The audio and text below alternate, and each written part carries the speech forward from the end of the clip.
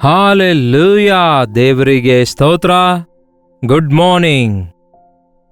ದೇವರ ಮಾತುಗಳನ್ನು ಕೇಳಲು ಸಿದ್ಧರಾಗಿದ್ದೀರಾ? ಒಂದು ಚಿಕ್ಕ ಸಂದೇಶ. ವಿದಿನ್ 20 ಮಿನಿಟ್ಸ್ ಸ್ವಲ್ಪ ನಿಮ್ಮ ಕೆಲಸ ಕಾರ್ಯಗಳನ್ನೆಲ್ಲ ಪಕ್ಕಕ್ಕಿಡ್ರಿ. ಸ್ವಲ್ಪ ಹೊತ್ತು ದೇವರ ವಾಕ್ಯ ಧ್ಯಾನ ಮಾಡಿ ಅದನ್ನು ಮನಸ್ಸಲ್ಲಿಟ್ಕೊಳ್ರಿ. ದಿನವಿಡೀ ಆಶೀರ್ವದಿಸಲ್ಪಡ್ತೀರಿ. ಬನ್ನಿ ಚಿಕ್ಕ ಪ್ರಾರ್ಥನೆ ಮಾಡೋಣ. ಪರಿಶುದ್ಧ ದೇವರೇ, ನಿಮಗೆ ವಂದನೆಗಳು. ನಿಮ್ಮ ಮಾತುಗಳು ನಮಗೆ ಜೀವ ಕೊಡುತ್ತವೆ. ನಿಮ್ಮ ಮಾತುಗಳು ನಮಗೆ ಮಾರ್ಗ ತೋರಿಸುತ್ತವೆ. ನಿಮ್ಮ ಮಾತುಗಳೇ ನಮಗೆ ಜ್ಞಾನೋದಯವನ್ನುಂಟು ಮಾಡ್ತವೆ. ನಿಮ್ಮ ಮಾತುಗಳು ನಮಗೆ ಜೀವದ ಬುಗ್ಗೆಯಾಗಿರುವುದರಿಂದ ನಮ್ಮ ಹೃದಯದೊಳಗೆ ದಿಕ್ಸೂಚಿಯಾಗಿದ್ದು ಯಾವ ದಿಕ್ಕಿಗೆ ಹೋಗಬೇಕೆಂದು, ಏನು ಮಾಡಬೇಕೆಂದು ನಿಮ್ಮ ಮಾತುಗಳು ಕಲಿಸುತ್ತವೆಂದು ನಂಬುತ್ತೇವೆ. ಮಾತಾಡಿರೆಂದು ಕ್ರಿಸ್ತನ ನಾಮದಲ್ಲಿ ಬೇಡುತ್ತೇನೆ ತಂದೆಯೇ, ಆಮೇನ್. ಹೌದು ಪ್ರಿಯರೇ, ನಾವು ಕೇಳುತ್ತಿರುವ ದೇವರ ಮಾತುಗಳೆಲ್ಲ ನಮ್ಮ ಹೃದಯದಲ್ಲಿ ಇಟ್ಟುಕೊಳ್ಳುವುದಾದರೆ ನಾವು ದಾರಿ ತಪ್ಪಲಾರದಂತೆ ಆ ಮಾತುಗಳೇ ನಮ್ಮನ್ನು ನಡೆಸುತ್ತವೆ. ಹಾಗಾದರೆ ಹೇಗಿದ್ದೀರಿ? ಚೆನ್ನಾಗಿದ್ದೀರಾ? ಒಂದಲ್ಲ ಒಂದು ಕೊರತೆ ಪ್ರತಿ ಮನುಷ್ಯನಿಗೆ ಕಾಡಿಸಿ ಪೀಡಿಸುತ್ತಲೇ ಇದೆ. ಕೆಲವರಿಗೆ ಉದ್ಯೋಗಗಳಿಲ್ಲ, ಕೆಲವರಿಗೆ ಆರೋಗ್ಯ ಸರಿಯಾಗಿಲ್ಲ, ಕೆಲವರಿಗೆ ಬರಬೇಕಾದ ಸಂಬಳ ಬರಲಿಲ್ಲ, ಮತ್ತೆ ಕೆಲವರಿಗೆ ಮಕ್ಕಳೇ ಆಗಲಿಲ್ಲ, ಮತ್ತೆ ಕೆಲವರಿಗೆ ವಿವಾಹವೇ ಆಗುತ್ತಾ ಇಲ್ಲ. ಈ ರೀತಿ ಎಷ್ಟೋ ವೆರೈಟೀಸ್ ಆಫ್ ಪ್ರಾಬ್ಲಮ್ಸ್ಗಳು, ಅಂದರೆ ಒಬ್ಬ ಮನುಷ್ಯನಿಗೆ ಎಷ್ಟು ವಿಧವಾದ ಶೋಧನೆಗಳು, ವ್ಯಾಧಿಗಳು, ಬಾಧೆಗಳು, ನೋವುಗಳು, ಇಕ್ಕಟ್ಟುಗಳು, ಕಷ್ಟಗಳು ಇರುತ್ತವೆ ಎನ್ನುವುದು ನಾನು ಬಹಳ ಚೆನ್ನಾಗಿ ಅರಿತಿದ್ದೇನೆ. ಯಾಕೆಂದರೆ ವಾಕ್ಯ ಕೇಳುವಂತಹ ನಿಮ್ಮಂಥವರಲ್ಲಿ ಪ್ರಪಂಚದಾದ್ಯಂತ ಇರುವ ಅನೇಕ ಜನರು ತಮ್ಮ ತಮ್ಮ ಮನವಿಗಳನ್ನು ಯೇಸು ಬಿಡುಗಡೆ ಮಾಡುತ್ತಾರೆ ಎಂಬ ನಂಬಿಕೆಯೊಂದಿಗೆ ನಮಗೆ ವಾಟ್ಸಪ್ ಮೆಸೇಜ್ಗಳ ಮೂಲಕ ತಿಳಿಯಪಡಿಸ್ತಿದ್ದಾರೆ. ಜಸ್ಟ್ ಇಮ್ಯಾಜಿನ್, ಒಂದು ದಿನಕ್ಕೆ 2000 ವಾಟ್ಸಪ್ ಮೆಸೇಜಸ್ಗಳಲ್ಲಿ ಎಷ್ಟು ವಿಧವಾದ ಸ್ಥಿತಿಗತಿಗಳಲ್ಲಿರುವಂತಹ ವ್ಯಕ್ತಿಗಳು ಎಂತಹ ಬಾಧೆಯಲ್ಲಿದ್ದಾರೆ ಎಂಬುದನ್ನು ಗುರುತಿಸಿದಾಗ ನಾವು ಅಂಥವರಿಗಾಗಿ ಭಾರದಿಂದ ಪ್ರಾರ್ಥಿಸ್ತಿದ್ದೇವೆ. ನಾನು ವೈಯಕ್ತಿಕವಾಗಿ ಪ್ರಾರ್ಥಿಸ್ತಿದ್ದೇನೆ. ಕೆಲವರು ಪ್ರತ್ಯೇಕವಾಗಿ ಟೀಮ್ ಆಗಿ ಪ್ರಾರ್ಥಿಸ್ತಿದ್ದಾರೆ. ಸಭೆಯೆಲ್ಲ ಸೇರಿ ನಾವು ಉಪವಾಸ ಪ್ರಾರ್ಥನೆಯಲ್ಲಿ ಅಂಥವರನ್ನು ಜ್ಞಾಪಕ ಮಾಡಿಕೊಳ್ತಿದ್ದೇವೆ. ಒಂದಲ್ಲ ಒಂದು ಬಾಧೆಯಿಂದ ಪ್ರತಿಯೊಬ್ಬರೂ ತಳಮಳಗೊಳ್ಳುತ್ತಿದ್ದಾರೆ. ಈ ಬಾಧೆಯಿಂದ ಯಾವಾಗ ನಮಗೆ ಬಿಡುಗಡೆ ದೊರಕುತ್ತದೆ ಎಂದು ಕಾದು ಎದುರು ನೋಡ್ತಿದ್ದಾರೆ. ನಾನು ಹೇಳಲಿಚ್ಛಿಸುವುದೇನೆಂದರೆ, ವ್ಯಾಧಿಯುಳ್ಳವನು ನಾನು ಆರೋಗ್ಯ ಹೊಂದಬೇಕೆಂದು ಕಾದಿರ್ತಾನೆ. ಉದ್ಯೋಗವಿಲ್ಲದವನು ನನಗೆ ಯಾವಾಗ ಪೋಸ್ಟಿಂಗ್ ಸಿಗುತ್ತೆ ಎಂದು ಎದುರು ನೋಡ್ತಿರ್ತಾನೆ. ಹೌದಲ್ಲವೇ? ಈ ರೀತಿ ಒಂದು ವಿಷಯವಲ್ಲ, ಎಷ್ಟೋ ವಿಷಯಗಳ ಬಗ್ಗೆ ನಾವು ಹೇಳಬಹುದು. ಮಕ್ಕಳಾಗದೇ ಇದ್ದಂಥವ್ರು, ಅಯ್ಯೋ ಇಷ್ಟು ವರ್ಷಗಳಾದರೂ ನಮಗಿನ್ನೂ ಮಕ್ಕಳೇ ಆಗಲಿಲ್ಲವಲ್ಲ ಎನ್ನುವಂಥದ್ದು ಈ ದಿನ ಒಂದು ತೀರಲಾರದ ಬಾಧೆಯಾಗಿ ಆ ಗಂಡ ಹೆಂಡತಿಯರಿರುವಂಥದ್ದನ್ನು ಗಮನಿಸುತ್ತಿದ್ದೇವೆ. ಆದರೆ ಅದೇನೋ ಈ ದಿನಮಾನಗಳಲ್ಲಿ because of the air pollution, ಆರೋಗ್ಯ ಇಲ್ಲದಂತಹ ಪರಿಸ್ಥಿತಿಗಳ ನಿಮಿತ್ತವೋ, ಇವುಗಳಿಂದ ಬಹಳಷ್ಟು ಜನ ವಿವಾಹವಾದ ನಂತರ ಗರ್ಭಧರಿಸುತ್ತಾ ಇಲ್ಲ. ಪುತ್ರ ಸಂತಾನವು ಯೆಹೋವನಿಂದ ಬಂದ ಸ್ವಾಸ್ಥ್ಯವೂ ಗರ್ಭಫಲವೂ ಆತನ ಬಹುಮಾನವೇ. ಗಂಡ ಹೆಂಡತಿಯವರು ತಮ್ಮಷ್ಟಕ್ಕೆ ತಾವು ಸಂಪಾದಿಸಿಕೊಳ್ಳುವಂಥದ್ದಲ್ಲ. ಬೇರೆ ಯಾರು ಮಕ್ಕಳನ್ನು ಕೊಡ್ಲಿಕ್ಕಾಗಲ್ಲ, ಅದು ದೇವರು ಮಾತ್ರವೇ ಕೊಡಬಲ್ಲನೋ. ಅದೊಂದು ಅದ್ಭುತವಾದ ಸೃಷ್ಟಿ. ತಾಯಿಯ ಗರ್ಭದಲ್ಲಿ ಮಗು ಹೇಗೆ ಬೆಳೆಯುತ್ತದೆ ಎಂದು ಯಾರಿಗೂ ಗೊತ್ತಿಲ್ಲ. ಎಷ್ಟು ಅದ್ಭುತವಾಗಿ ದೇವರು ಸಂತಾನ ಉತ್ಪತ್ತಿಯನ್ನು ಉಂಟು ಮಾಡಿದ್ದಾರೆ ನೋಡಿ. ಕೆಲವರು ದೇವರಿಗೆ ಬೇಡಿಕೊಳ್ಳಲಾರದೆ ಮಕ್ಕಳನ್ನು ಹಡೆಯುತ್ತಾ ಇದ್ದಾರೆ. ಇನ್ನು ಕೆಲವರು ಬೇಡಿಕೊಂಡು ಆಯಾಸಗೊಂಡು ಮಕ್ಕಳಾಗಲಾರ್ದಕ್ಕೆ ನಿರಾಶರಾಗ್ತಿದ್ದಾರೆ. ಯಾಕೆ ನಮಗೆ ಮಕ್ಕಳಾಗಲಿಲ್ಲ? ನಮ್ಮಿಬ್ಬರಿಗೂ ಒಂದೇ ಸಾರಿ ವಿವಾಹವಾಯಿತು. ನಮ್ಮ ತಂಗಿಗೆ ಮಕ್ಕಳಾದವು, ನನಗೆ ಮಕ್ಕಳಾಗಲಿಲ್ಲ. ನಮ್ಮ ಮನೆ ಪಕ್ಕದ ಹುಡುಗನಿಗೆ ಮದುವೆ ಆದವು, ಆದರೆ ನಮ್ಮ ಮಗನಿಗೆ ಮಕ್ಕಳೇ ಆಗಲಿಲ್ಲ ಎಂದು ಈ ದಿನ ಬಹಳ ಜನ ಕುಗ್ಗಿ ಹೋಗ್ತಿದ್ದಾರೆ. ಇನ್ನೊಂದು ವಿಷಯವೇನೆಂದರೆ, ಬಹಳಷ್ಟು ಜನ ಮಕ್ಕಳಿಲ್ಲದಂಥವರು ಅಯ್ಯೋ ನಮಗೆ ಮಕ್ಕಳ ಆಗಲಿಲ್ಲವಲ್ಲ ಎಂದು ಆ ಗಂಡ ಹೆಂಡತಿ ಪಡುವ ಬಾಧೆಗಿಂತಲೂ ನೆರೆಹೊರೆಯವರು ಇನ್ನು ಮಕ್ಕಳಾಗಲಿಲ್ಲವೋ ಎಂದು ಕೇಳಿದಾಗ ದುಃಖದಲ್ಲಿ ಕೊರಗಿರುವಂತಹ ಸ್ಥಿತಿಯಲ್ಲಿಯೇ ಉಳುಕೊಳ್ತಾ ಇದ್ದಾರೆ. ಮಕ್ಕಳಾಗಬೇಕಾದಾಗ ದೇವರಿಗೆ ಬೇಡಿಕೊಳ್ಳಿರಿ. ಆ ರೀತಿ ಬೇಡಿಕೊಂಡಾಗ ನಂಬಿಕೆಯಿಡಿರಿ ಹಾಗೂ ಕಾದುಕೊಂಡಿರಿ. ಆತನ ಪ್ರಣಾಳಿಕೆ ನಿಮ್ಮ ವಿಷಯದಲ್ಲಿ ಏನಾಗಿದೆ ಎಂದು ಅರಿತುಕೊಳ್ಳಿರಿ. ಕೆಲವರು ಎಷ್ಟೇ ಪ್ರಾರ್ಥಿಸಿದರೂ ಕೂಡ ಅವರಿಗೆ ಮಕ್ಕಳಾಗದೇ ಇರುವಂಥದ್ದನ್ನು ನಾನು ಗಮನಿಸಿದ್ದೇನೆ ಪ್ರಿಯರೇ.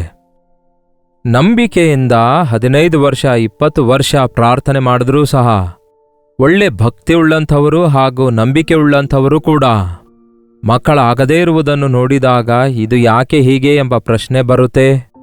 ಆದರೆ ದೇವರ ಪ್ರಣಾಳಿಕೆ ಮತ್ತೊಂದಾಗಿರುತ್ತೆ ಅಂಥವರ ವಿಷಯದಲ್ಲಿ. ಒಬ್ಬ ಪಾಸ್ಟರ್ ಅಮ್ಮ ಅವರು ನನಗೆ ಚೆನ್ನಾಗಿ ಗೊತ್ತು. ಬ್ರದರ್, ನಿಮಗೆ ಮಕ್ಕಳಾಗಿಲ್ಲವೆಂದು ನೀವು ಬಾಧೆ ಪಡಬೇಡ್ರಿ ಅಂದಾಗ ನಾನ್ಯಾಕೆ ಬಾಧೆ ಪಡಲಿ? ನನ್ನ ಹೆಂಡತಿಗೆ ನಾನೊಬ್ಬ ಮಗುವಾಗಿದ್ದೇನೆ, ನನ್ನ ಹೆಂಡತಿ ನನಗೊಂದು ಮಗಳಾಗಿದ್ದಾಳೆ, ನಾವೇ ಮಕ್ಕಳಂತೆ ಆಡಿಕೊಳ್ತೇವೆ ಎಂದು ಸಂತೃಪ್ತಿಗೊಂಡ್ರು. ಮಾತ್ರವಲ್ಲ, ಮಕ್ಕಳ ಮಧ್ಯದಲ್ಲಿ ಸೇವೆ ಮಾಡ್ತಿದ್ದೇವೆಂದು ಹೆಮ್ಮೆಯಿಂದ ಹೇಳಿಕೊಂಡ್ರು. ಹಾಗಾದರೆ ಯಾರ ವಿಷಯದಲ್ಲಿ ದೇವರು ಯಾವ ನಿರ್ಣಯ ಮಾಡಿಕೊಂಡಿದ್ದಾರೆಂದು ನಾವು ಅರಿತುಕೊಳ್ಳಲಿಕ್ಕಾಗೋದಿಲ್ಲ. ಆದರೆ ಕರ್ತನ ಬಳಿಯಲ್ಲಿ ಪ್ರತಿಯೊಬ್ಬರ ವಿಷಯದಲ್ಲಿ ಒಂದು ಪ್ರಣಾಳಿಕೆ ಇದೆ.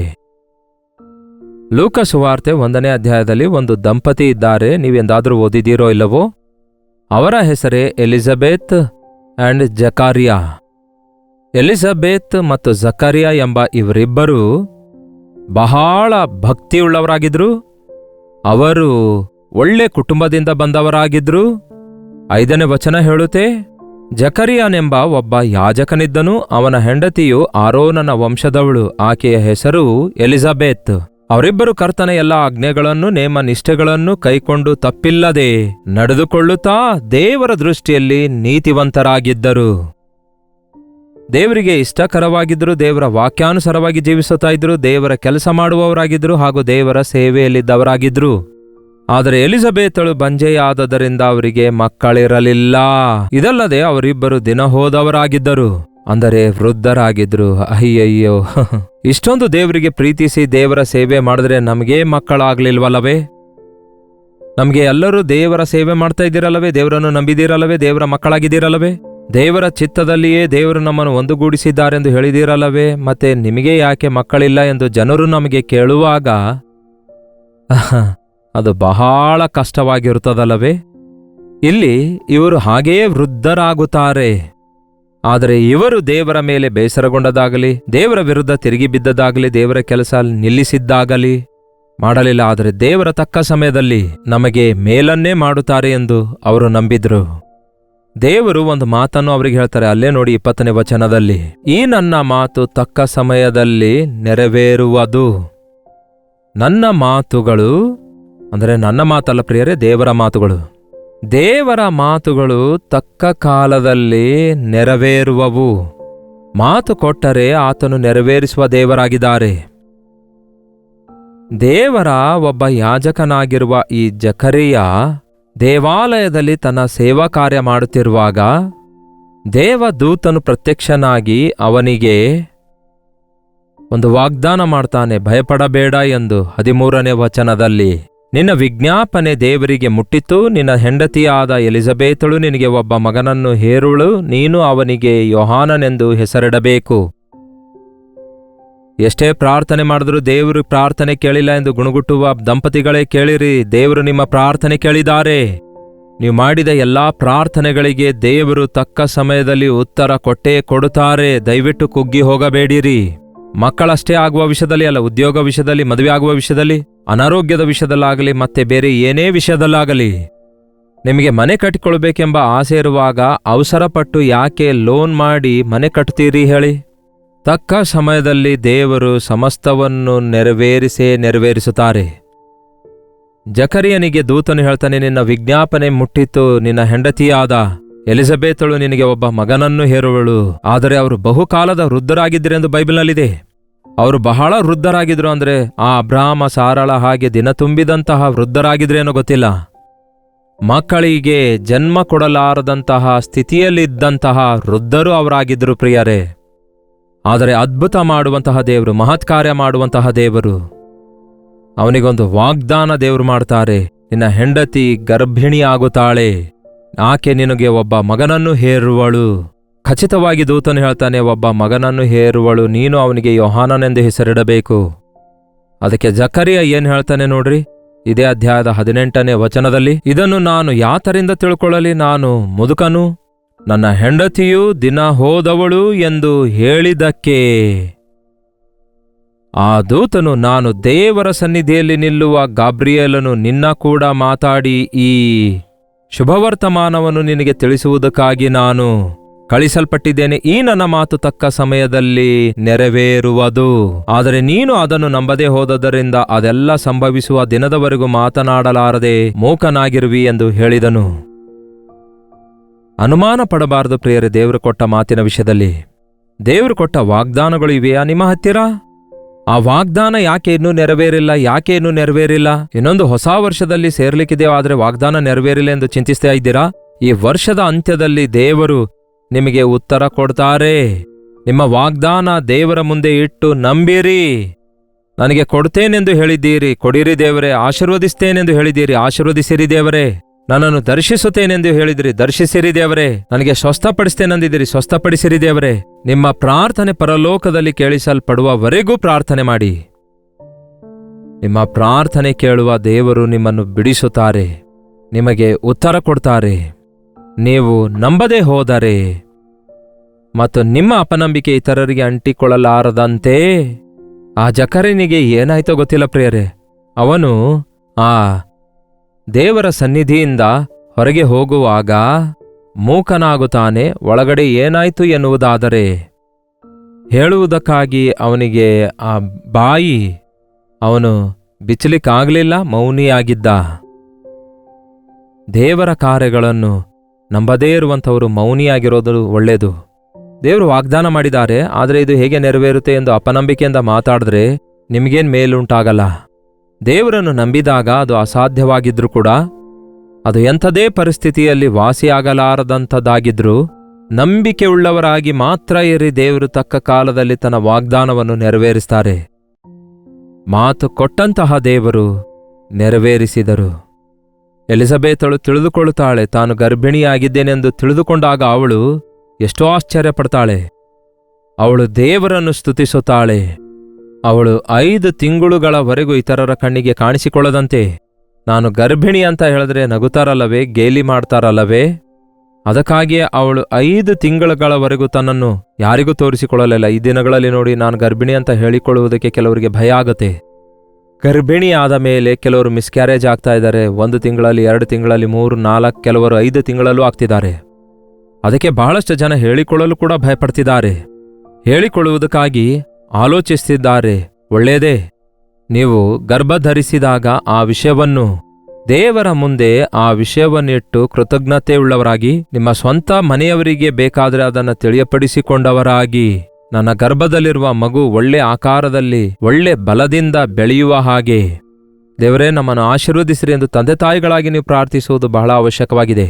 ಬಹಳಷ್ಟು ಜನ ಬಂದು ಹೇಳ್ತಾರೆ, ಈಗ 8 ತಿಂಗಳಿನ ಗರ್ಭಿಣಿಯಾಗಿದ್ದಾಳೆ, ಆದರೆ ಮಗು ಸರಿಯಾಗಿ ಬೆಳೆಯಲಿಲ್ಲ, ಮಗುವಿನ ತೂಕ ಕಡಿಮೆ ಇದೆ ಅಂತೆ. ಅವರೇ ಪ್ರಾರ್ಥಿಸಿರಿ ಎಂದು 8ನೇ ತಿಂಗಳಲ್ಲಿ ಕೇಳ್ತಾರೆ. ಆದರೆ 1ನೇ ತಿಂಗಳಿನಿಂದಲೇ ನೀವು ಪ್ರಾರ್ಥನೆ ಮಾಡಿರಿ. ಬೇಕಾದರೆ ನಿಮಗಾಗಿ ಪ್ರಾರ್ಥಿಸುವಂಥವರಿಗೆ ಆ ಮನವಿಯನ್ನು ತಿಳಿಯಪಡಿಸಿರಿ. ಅಪನಂಬಿಕೆ ಮಾತ್ರ ಇಡಬಾರದು. ದೇವರು ತನ್ನ ವಾಗ್ದಾನ ನೆರವೇರಿಸ್ತಾರೆ. ದೇವರು ಮಾಡಿರುವ ವಾಗ್ದಾನವನ್ನು ನಂಬಿರಿ. ತಕ್ಕ ಸಮಯದಲ್ಲಿ ಸುಂದರವಾದ ಮಗುವಿಗೆ ಜನ್ಮ ಕೊಡ್ತೀರಿ. ಯಾರೂ ನಂಬಲಿಲ್ಲ. ಜಕರಿಯ ಎಲಿಜಬೆತ್ ಅವರಿಗೆ ವೃದ್ಧಾಪ್ಯದಲ್ಲಿ ಒಬ್ಬ ಮಗನು ಹುಟ್ಟುತ್ತಾನೆಂದು, ಆ ಮಗನು ಒಬ್ಬ ವಿಶೇಷ ವ್ಯಕ್ತಿಯಾಗಿರುತ್ತಾನೆಂದು ದೇವರು ಮಾತು ಕೊಟ್ಟ ಪ್ರಕಾರವೇ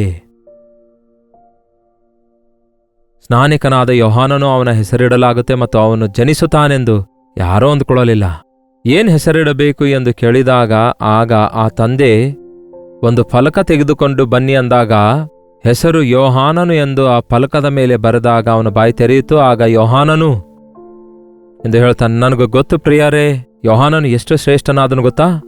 ಅಷ್ಟೊಂದು ಭಕ್ತರಾಗಿರುವ ದಂಪತಿಗಳಿಗೆ ಅಷ್ಟೊಂದು ವೃದ್ಧಾಪ್ಯದಲ್ಲಿ ಹುಟ್ಟಿರುವಂತಹ ಅವರ ಮಗನು ಹೇಗೆ ಬೆಳೆದನು ಗೊತ್ತಾ? ಆ ವೃದ್ಧರು ಕೂಡ ಅವನಿಗೆ ಬೆಳೆಸಿರುವುದಾದರೆ ಎಷ್ಟರ ಮಟ್ಟಿಗೆ ಆ ದೇವರ ಅಭಿಷೇಕ ಅವನ ಮೇಲಿತ್ತು ಗೊತ್ತಾ? ಆ ಯೋಹಾನನು ದೇವರಿಗೋಸ್ಕರ ಎಷ್ಟರ ಮಟ್ಟಿಗೆ ಜೀವಿಸಿದನು ಎಂದು ನೋಡುವುದಾದರೆ, ಅಬ್ಬಾ, ದೇವರ ಪ್ರಣಾಳಿಕೆಗಳು ಎಷ್ಟು ದೊಡ್ಡದಾಗಿವೆ ಎಂದು ಮತ್ತು ಎಷ್ಟರ ಮಟ್ಟಿಗೆ ತಂದೆ ತಾಯಿಗಳನ್ನು ದೇವರು ಸಿದ್ಧ ಮಾಡಿದಾರೆಂದು ಆ ಮಗುವಿಗೆ ಅವರು ಜನ್ಮ ಕೊಟ್ಟಾಗ ನಾವು ಅದನ್ನು ನೋಡಿ ಗುರುತಿಸಬಲ್ಲೆವು. ಸ್ನಾನಿಕನಾದ ಯೋಹಾನನು ಯೇಸುವಿಗಿಂತಲೂ 6 ತಿಂಗಳು ದೊಡ್ಡವನು. ಅಂದರೆ ಎಲಿಜಬೆತಳು 6 ತಿಂಗಳು ಗರ್ಭಿಣಿಯಾಗಿದ್ದಾಗ ಮರಿಯಳು 3 ತಿಂಗಳಿನ ಗರ್ಭಿಣಿಯಾಗಿದ್ದಳು. ಯೇಸುವಿಗೆ ಮಾರ್ಗ ಸರಾಗ ಮಾಡುವುದಕ್ಕಾಗಿ ಮೊದಲೇ ಅದನ್ನು ಕೋರಿಕೊಂಡಿದ್ದೇನೆ ಎಂದು ಹೇಳಿರುವ ಯೋಹಾನನು ಅರಣ್ಯದಲ್ಲಿ ವಾಕ್ಯ ಪ್ರಕಟಿಸಿದಾಗ ಅನೇಕ ಜನರು ಅವನ ಬಳಿಗೆ ಹೋಗಿ ದೇವರ ಕಡೆಗೆ ತಿರುಗಿದವರಾಗಿ ಮಾನಸಾಂತರ ಹೊಂದಿ ದೀಕ್ಷಾಸ್ನಾನ ಮಾಡಿಸಿಕೊಂಡ್ರು. ಯೇಸುವೇ ಹೇಳಿದ್ದಾರೆ, ಸ್ತ್ರೀಯರಲ್ಲಿ ಹುಟ್ಟಿದವರಲ್ಲಿ ಯೋಹಾನನಿಗಿಂತಲೂ ಶ್ರೇಷ್ಠನು ಯಾರೂ ಇಲ್ಲ, ಹುಟ್ಟಲಿಲ್ಲ ಎಂದು ತಿಳಿಯಪಡಿಸಿದ್ದಾರೆ. ನಿಮ್ಮ ಮಕ್ಕಳಾಗೋದ್ರಲ್ಲಿ ತಡ ಆಗಿರೋದಾದ್ರೆ ಅದ್ಭುತವಾದ ಗಿಫ್ಟ್ ಕೊಡ್ತಾರೆ ದೇವರು. ಅವಸರ ಪಡಬೇಡ್ರಿ, ಅಡ್ಡದಾರಿ ಹಿಡಿಯಬೇಡಿ. ನಿಮಗೆ ದೇವರು ವಾಗ್ದಾನ ಕೊಟ್ರೆ ಅದನ್ನು ಹಿಡಿದುಕೊಳ್ರಿ.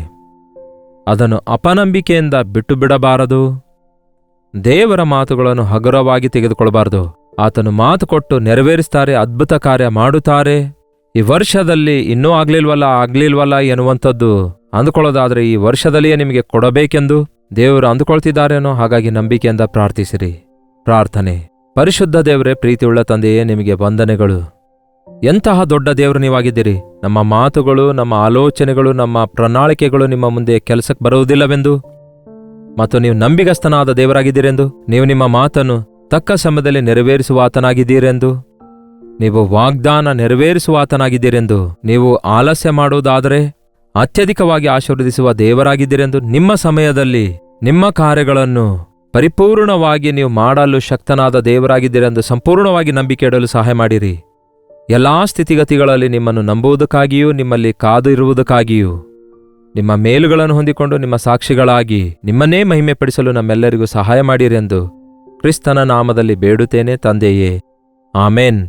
ತಂದೆಯಾದ ದೇವರ ಪ್ರೀತಿಯೂ ಮಗನಾಗಿರುವ ಕ್ರಿಸ್ತನ ಕೃಪೆಯೂ ಆದರಣೆಕರ್ತನಾದ ಪವಿತ್ರಾತ್ಮನ ಸಹವಾಸವು ಕೂಡಿ ಬಂದಿರುವ ನಮ್ಮೆಲ್ಲರ ಸಂಗಡ ಇಂದಿಗೂ ಸದಾಕಾಲಕ್ಕೂ ನೆಲೆಯಾಗಿರಲಿ. ಆಮೇನ್. ದೇವರಿಗೆ ಸ್ತೋತ್ರ. ನಿಮ್ಮ ಪ್ರಾರ್ಥನಾ ಮನವಿಗಳನ್ನು 8939731313 ನಂಬರ್ಗೆ, ಇತರ ದೇಶದಿಂದ ನೀವು ವೀಕ್ಷಿಸುವುದಾದರೆ ಕೊಡಲ್ಪಟ್ಟ ಇದೇ ನಂಬರ್ಗೆ ಒಂದು ಟೆಕ್ಸ್ಟ್ ಆಗಲಿ ಇಲ್ಲವೇ ವಾಯ್ಸ್ ಮೆಸೇಜ್ ಮುಖಾಂತರ ವಾಟ್ಸಪ್ ಕಳಿಸಿಕೊಡಿರಿ. ನಿಮಗಾಗಿ ನಾವು ಪ್ರಾರ್ಥಿಸ್ತಿದ್ದೇವೆ, ನೀವು ಕೂಡ ಪ್ರಾರ್ಥಿಸಿರಿ. ದೇವರು ನಿಮಗೆ ಅದ್ಭುತವಾದ ಉತ್ತರ ಕೊಟ್ಟಾಗ ಆ ವಿಷಯವನ್ನು ಕೂಡ ತಿಳಿಯಪಡಿಸಿರಿ. ಮತ್ತಷ್ಟು ಪ್ರೋತ್ಸಾಹಕರವಾಗಿ ದೇವರ ಸೇವೆ ಮುಂದುವರಿಸುವುದಕ್ಕಾಗಿ ನೀವು ನಮಗೆ ಸಹಕರಿಸಿ ಪ್ರೋತ್ಸಾಹಿಸಿದವರಾಗಿರುತ್ತೀರಿ. ಅನೇಕ ಬೇರೆ ಬೇರೆ ಭಾಷೆಗಳಲ್ಲಿ ಪ್ರಸಾರವಾಗುತ್ತಾ ಇರುವಂತಹ ನಮ್ಮ ಕಲ್ವರಿ ದರ್ಶನ ಎಂಬ ಟಿವಿ ಕಾರ್ಯಕ್ರಮಕ್ಕಾಗಿ ಪ್ರಾರ್ಥಿಸಿರಿ. ಇನ್ನು 50% ಆಫ್ ಇಂಡಿಯನ್ಸ್ಗೆ ಇನ್ನೂ ಅವರಿಗೆ ಸೆಲ್ಫೋನ್ ಫೆಸಿಲಿಟೀಸ್ ಇಲ್ಲದಕ್ಕಾಗಿ ಅವರು ಟಿವಿಯಲ್ಲಿಯೇ ವಾಕ್ಯ ಕೇಳ್ತಿದ್ದಾರೆ. ಭಾರಭರಿತವಾದ ಈ ಸೇವೆಯಲ್ಲಿ ನೀವು ಪಾಲುಗಾರರಾಗಲು ಇಚ್ಛಿಸುವುದಾದರೆ ಕೊಡಲ್ಪಟ್ಟ ನಂಬರಿಗೆ ದಯಮಾಡಿ ಸಂಪರ್ಕಿಸಬೇಕೆಂದು ಕೋರುತ್ತೇನೆ. ಹಾಗೆ ಪ್ರತಿದಿನ ಬೆಳಗ್ಗೆ 7 ಗಂಟೆಗೆ ಅನುದಿನದ ಧ್ಯಾನ ನಿಮಗೋಸ್ಕರವೇ ಯೂಟ್ಯೂಬ್ನಲ್ಲಿ ಪ್ರಸಾರ ಮಾಡ್ತಿದ್ದೇವೆ. ತಪ್ಪದೆ ವೀಕ್ಷಿಸಿರಿ. ಮಾತ್ರವಲ್ಲದೆ ಇತರರು ವೀಕ್ಷಿಸುವಂತೆ ಈ ಕಾರ್ಯಕ್ರಮ ಶೇರ್ ಮಾಡಿರಿ.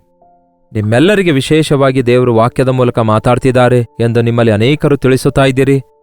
ಅದಕ್ಕಾಗಿ ದೇವರನ್ನು ಸ್ತುತಿಸುತ್ತೇನೆ. ಬರೀ ಕನ್ನಡದಲ್ಲಿ ಯೂಟ್ಯೂಬ್ ಚಾನಲ್ ಮಾತ್ರವಲ್ಲ, ಹಿಂದಿ, ತೆಲುಗು ಹಾಗೂ ಮಲಯಾಳಂ, ತಮಿಳ್ ಭಾಷೆಯಲ್ಲಿಯೂ ಈ ಚಾನಲ್ಸ್ ಇವೆ. ಪ್ರತಿದಿನ ಉದಯದಲ್ಲಿ ಈ ಅನುದಿನದ ಧ್ಯಾನ ಕನ್ನಡದಲ್ಲಿ ಮಾತ್ರವಲ್ಲ ಅನೇಕ ಭಾಷೆಗಳಲ್ಲಿ ಪ್ರಸಾರ ಮಾಡ್ತಿದ್ದೇವೆ. www.jaipal.org ಎಂಬ ನಮ್ಮ ವೆಬ್ಸೈಟ್ ಸಂಧಿಸಿರಿ. ಮತ್ತಷ್ಟು ಹೆಚ್ಚಿನ ವಿವರಗಳನ್ನು ತಿಳಿದುಕೊಳ್ಳಿರಿ. ಕರ್ತನ ಚಿತ್ತವಿರುವುದಾದರೆ ಮತ್ತೆ ನಾಳೆ ಇದೇ ಅನುದಿನದ ಧ್ಯಾನ ಎಂಬ ಕಾರ್ಯಕ್ರಮದಲ್ಲಿ ಮತ್ತೆ ಭೇಟಿಯಾಗೋಣ. ಅಲ್ಲಿವರೆಗೂ ದೇವರ ಮಹಾಕೃಪೆ ನಿಮ್ಮೆಲ್ಲರೊಂದಿಗಿರಲಿ.